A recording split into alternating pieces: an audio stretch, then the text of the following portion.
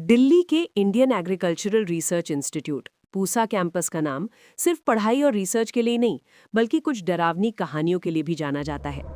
Pusa campus की डरावनी कहानी। कहते हैं कि कई साल पहले इस कैंपस के एक पुराने हॉस्टल में एक छात्र रहता था जो अपनी पढ़ाई को लेकर बेहद परेशान था। दिन रात लैब में काम करना, नींद की कमी और तनाव ने उसे धीरे धीरे तोड़ दिया। एक रात अचानक उसकी रहस्यमयी मौत हो गई।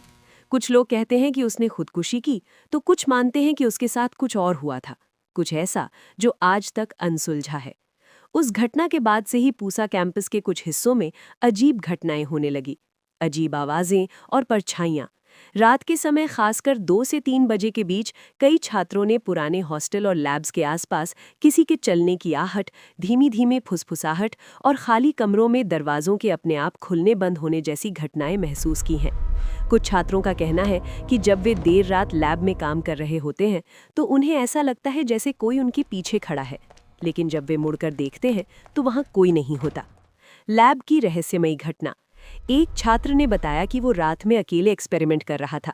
अचानक उसे किसी के कागज पलटने की आवाज आई। उसने सोचा कोई और छात्र होगा, लेकिन पूरी लैब खाली थी। तभी उसे अपने कान के पास एक धीमी आवाज सुनाई दी, यहाँ से चले जाओ। डर के मारे वो छात्र वहां से भाग गया और फिर कभी रात में अकेले लैब नहीं गया।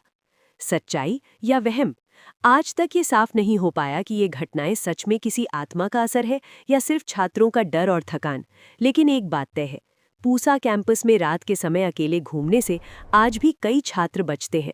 अगर तुम कभी वहां जाओ तो रात में पुराने हॉस्टल और लैब से दूर ही रहना, क्योंकि कभी-कभी जो दिखता नहीं वो ही सबसे खतरनाक होता है।